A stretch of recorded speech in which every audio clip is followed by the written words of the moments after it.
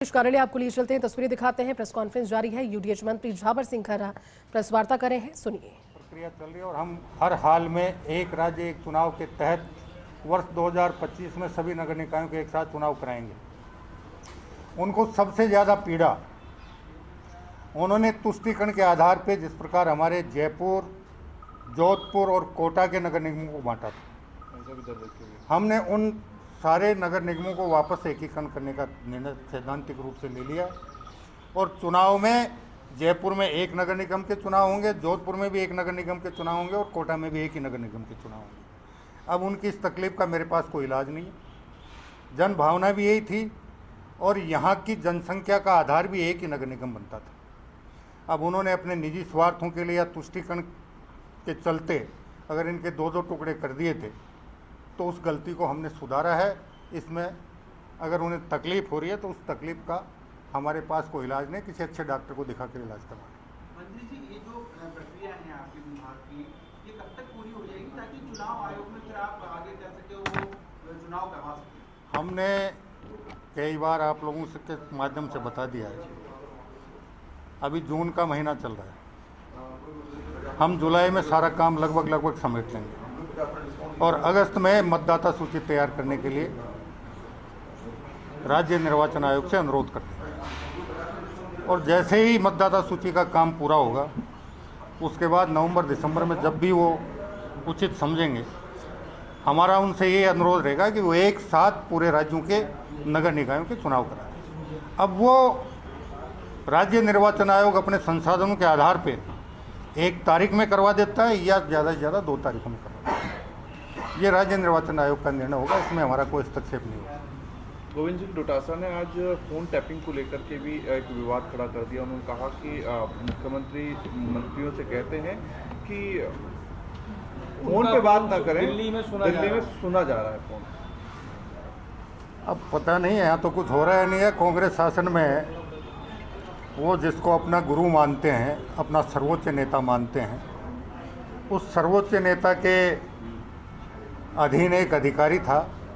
उसके कई बार बयान आ चुके हैं कि खुद मुख्यमंत्री ने मेरे को फ़ोन टेपिंग की टेप दी थी और वही मैंने प्रेस को रिलीज़ की थी। तो वो अपने ज़माने की बात करते हो तो मुझे पता नहीं, इस ज़माने में कुछ नहीं हो रहा है। और हम तो जितनी भी बात होती है खुलकर बात करते हैं, कोई सुने कोई नहीं सुने, क्योंकि हम ऐसी कोई बात ही नहीं करते कि जिससे हमारी पार्टी को या हमारी सरकार को कहीं नीचा देखना पड़े।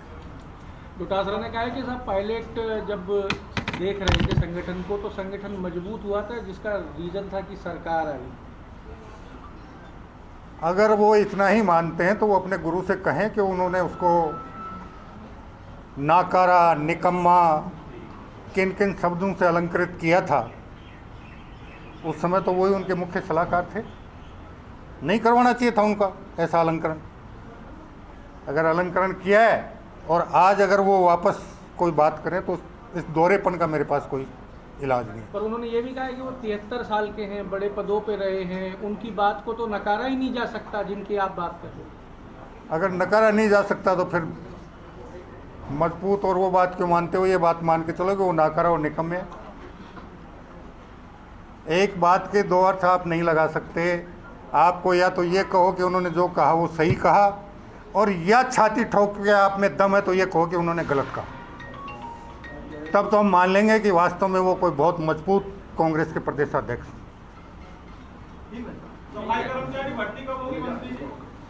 अभी हम 60,000 चतुर्श्रेण कर्मचारियों की भर्ती करें, उसके बाद हम इस दिशा में विचार करें। जनगणना को लेकर के नोटिफिकेशन जारी हुआ है, केंद्र सरकार ने नोटिफिकेशन जारी कर दिया है। 2 तरीके से ये जो है जनगणना होगी, मोबाइल ऐप के जरिए भी होगी।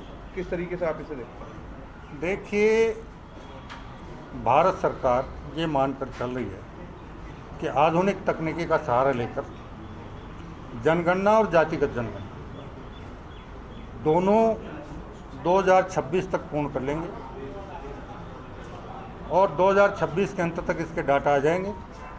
और डाटा आने के बाद 2027 में जैसा अभी तक का विचार है कि वो परिसीमन आयोग का गठन करेंगे और उसके आधार पर आगे की कार्रवाई होगी। जो सूचना हमारे पास है, हाल फिलहाल तो जो व्यवस्था है वो ही चलेगी। इस बारे में वार्डों के पुनर्सीमांकन और सारा कार्य पूरा होने के बाद हम कोई मंथन करेंगे। अगर आमजन का और पार्टी के नेताओं का कोई सुझाव आएगा, दूसरे दलों का कोई सुझाव आएगा, तो उस पर मंथन करके जो भी उचित निर्णय होगा वो ले लेंगे। मंत्री जी, कांग्रेस ने आज ये भी कहा है कि संगठन को मजबूत करने का काम कर रहे हैं, वो लगे हुए हैं निरंतर रूप से अपने संगठन को मजबूत करने में और 2028 के चुनाव की तैयारी कर रहे हैं और सत्ता में आने की बात कर रहे हैं। बहुत बढ़िया बात है, अगर वो मजबूत कर रहे हैं तो करें। किसने रोक रखा है उनको? जितना मजबूत कर सकते हैं कर ले। 2028 में राजस्थान की जनता निर्णय करेगी, जो भी निर्णय करेगी वो सबको स्वीकार्य होगा। आज कोई क्या कह सकता है 2025 में कि 2028 में क्या होगा।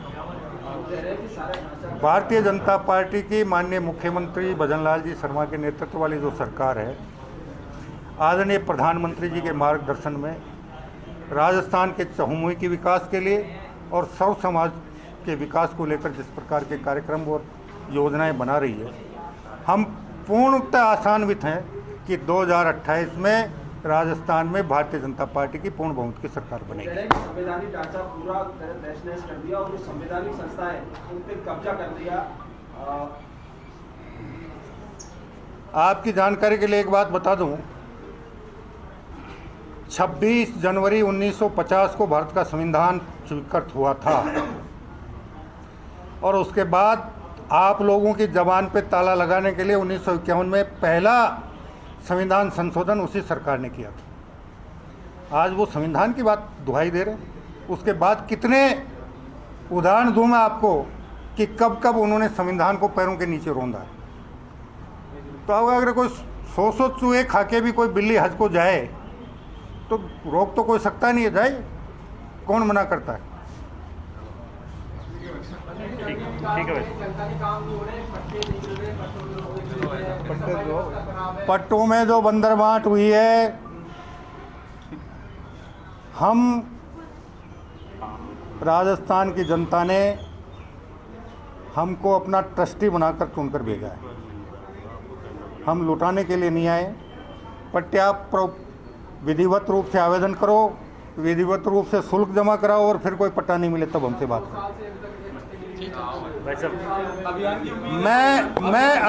मैं कल करौली था और करौली में पट्टे वितरण करके आ रहा हूँ। ठीक है।